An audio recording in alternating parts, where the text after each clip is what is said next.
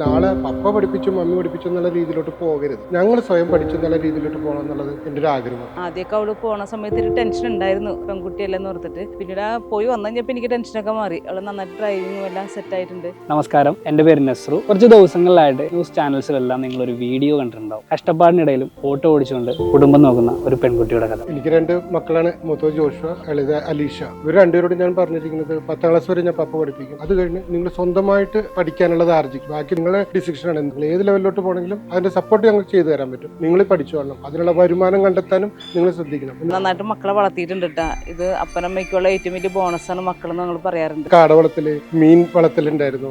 ഇൻക്യുബേറ്ററിൽ മുട്ട വിരിച്ച് കോഴികളെ കുഞ്ഞുങ്ങളെ ഉണ്ടാക്കുക, കോഴി താറാവ് വളർത്തി അതിന്റെ മുട്ട സെയിൽ ചെയ്യുക, പിന്നെ കുറച്ച് തുണിക്കച്ചവടം ഉണ്ടായിരുന്നു. ഇതെല്ലാം ഞങ്ങൾക്ക് ചെറിയ രീതിയിൽ ഞാൻ അവർക്ക് കൊടുത്തിട്ടുണ്ട്. അതാണ് ശരിക്കും പറഞ്ഞാൽ ഈ ലോകത്തിന് എല്ലാവർക്കും ഉൾക്കൊള്ളാൻ കഴിയുന്നതും അത് മറ്റുള്ളവരിലോട്ട് എത്തിക്കണമെന്നുള്ള ഇത് വന്നതും ഒക്കെ അത് തന്നെയാണ്. അപ്പൊ അലീഷേ, ഞാൻ പതുക്കെ ഇറങ്ങട്ടെ കേട്ടോ.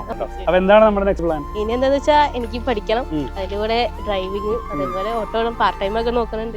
പിന്നെ വീട്ടുകാരെ സന്തോഷപ്പെടുത്താം, അതന്നെ മെയിൻ നമ്മുടെ മെയിൻ ലക്ഷ്യം. അപ്പൊ എന്താ പറയാ, ഈ കാര്യങ്ങളൊക്കെ ഒരാളുടെ അടുത്ത് പറഞ്ഞിട്ടുണ്ട്. ഒരു അങ്കിളാണ്. അപ്പൊ എന്തായാലും ആ അങ്കിളിന്റെ അടുത്ത് നമുക്കൊന്ന് പോയി ചോദിച്ചു നോക്കാം. നടക്കുമെന്നൊന്നും എനിക്ക് അറിയില്ല, നമുക്കൊന്ന് ശ്രമിച്ചു നോക്കാം അല്ലെ. തീർച്ചയായിട്ടും. അപ്പൊ അത് നടന്നു കഴിഞ്ഞാൽ എന്തായാലും കുട്ടിക്ക് അതൊരു വലിയ സർപ്രൈസ് ആയിരിക്കും. പക്ഷെ ആരാന്ന് മനസ്സിലായില്ല. അത് നമ്മൾ പറയും. എന്തായാലും പോയി നോക്കാല്ലേ. പിന്നെ തീർച്ചയായിട്ടും. ഓക്കെ.